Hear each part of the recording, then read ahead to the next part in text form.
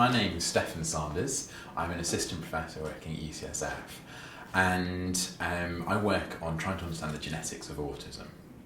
So autism is a common disorder of children, and we know that it's genetic, but we don't know what it is. We don't know what genes, what genetics is involved. And so we're trying to identify exactly how people get autism. So you go from DNA, which is the sort of core, and how it flows through the different... And the hope is that if you can understand the true cause of autism, then you can start to think about what might modify that and potentially in the future create therapies. Yeah, I have always been interested in science. Certainly at school, it was the thing which I naturally gravitated towards. And I found particularly the principles of how things worked, rather than all the facts. I mean, certainly the facts are fun sometimes, but the underlying mechanisms of how the world works and how people work, I always found absolutely fascinating.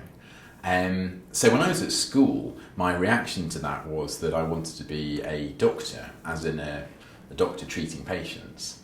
And so that's what I went into. So I finished high school, took a year off to travel the world and enjoy myself. And then after that, I went to train as a physician in Nottingham in the UK. So I worked there, was at medical school for 5 years, and then after that I worked in the emergency room and then specialised in paediatrics. And then I had the opportunity to move to America. Matthew State was kind enough to hire me into his lab, and I thought, seeing as I was at Yale, it'd be a good place to try some research. I started working with using computers and programming computers to understand genetic information. And it was like discovering this language I'd always wanted to be able to speak but had never known. And basically just got hooked. It was just the most interesting thing I'd ever done. Morning.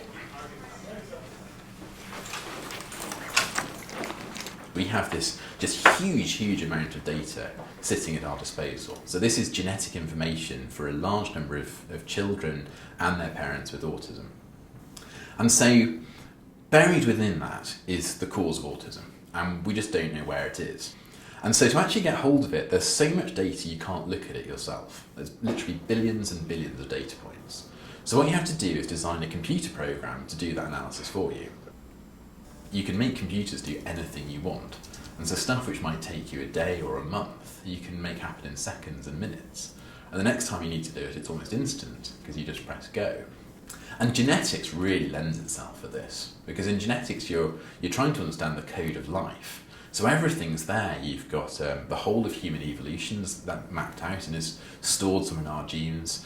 Everything about our appearance, about why we get ill, possibly even about who we marry. All of that, there's information contained within our genome, and we just need to unlock it and understand it. So then it gets quite, I suppose, geeky, for want of a better word. Involves sitting there playing with computer programming, which is a lot of fun. It's like sort of solving a Sudoku or a logic problem. And then hopefully that will give you some results which you then need to think about in the context of, does this make sense for the question I was asking? And I suppose like any good question, if you ask the right question, you just find there's far more questions to answer afterwards. So now it's pruning the... The other side is talking to other people. So I think one of the really great things of science is you're just surrounded by these passionate, interesting and very intelligent people who just can give you great ideas. You can actually constrain your variables. Yeah.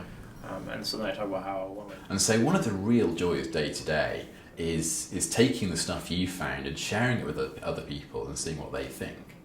Because everyone has their own...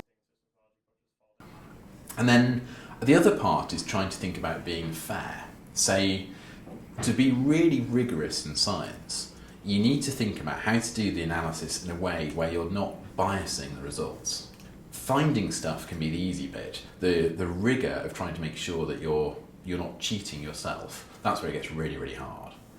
And that's what we need to actually progress from where we are now to getting a treatment for autism and for other neurodevelopmental disorders. It really needs that every step needs to be this really solid bedrock where we know exactly what we're looking at.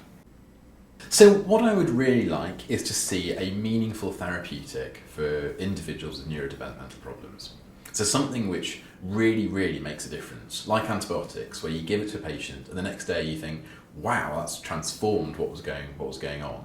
I would like to see something like that which affects autism or intellectual disability. The potential through science is incredible.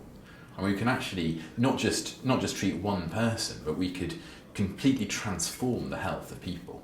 There's this potential to really cure something going on in 1% if we can put our minds to it enough and work hard enough.